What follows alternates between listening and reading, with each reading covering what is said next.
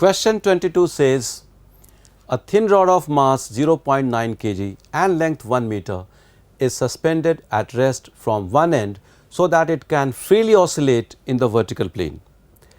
A particle of mass, of course we should read it as mass, move word does not make any sense here.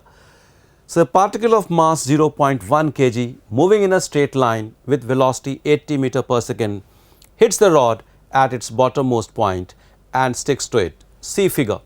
The angular speed in radian per second of the rod immediately after the collision will be.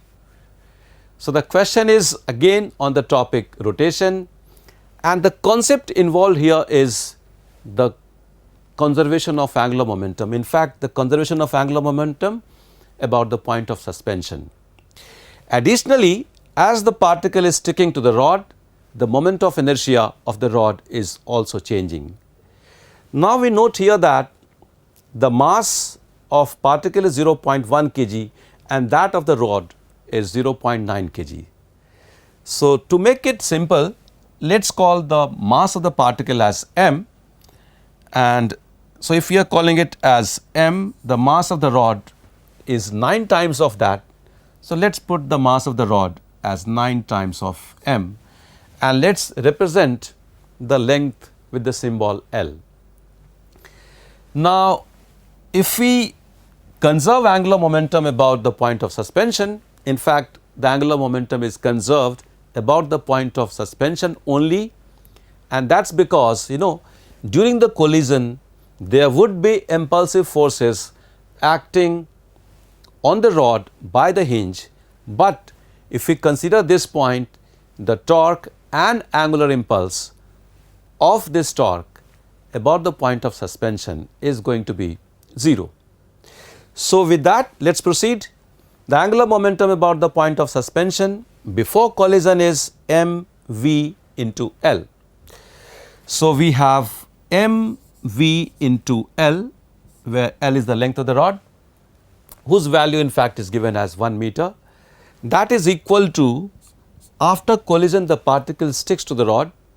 So, whatever is the moment of inertia now after the particle has stuck to the rod about the point of suspension, that I into omega. So, moment of inertia into omega. Now, the question is, what is the expression for the new moment of inertia? Well, initially the moment of inertia of the rod was, the expression is ml square by 3. Here the mass is 9m. So, that means it was 9m into L square divided by 3, but this is for the rod alone, that the particle has also stuck, and particle will contribute a term equal to ml square to this moment of inertia. That means the total moment of inertia is this plus m into L square, and this multiplied by the angular velocity omega. This is the equation we get by conserving angular momentum and taking care of the moment of inertia of the rod plus particle system after the particle has stuck to the rod. Well, solving this is now a pretty simple task. We find that the value of omega comes out as V divided by 4L. Now, what is the value of V? V is given as 80 meter per second, L is 1 meter, and so that means omega comes out as 20 radian per second. So, the value of omega is 20 radian per second.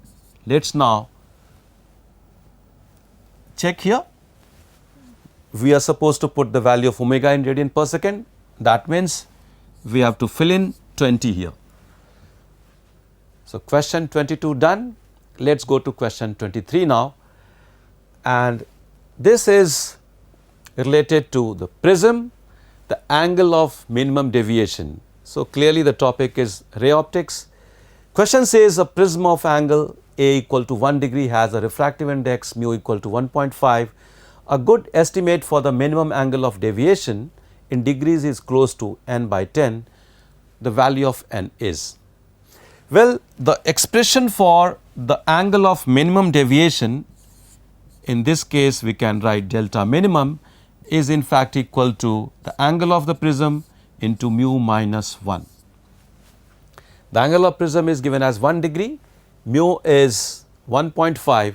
So, that means it is 1 into 0.5, this in fact is coming out as 0.5 degree. Now, this has to be compared with n by 10. So, if I compare, that means we compare 0.5 with n by 10, clearly the value of n is 5. That means answer to this question is 5. Let us fill in 5 here, and it is time now to go to question number 24.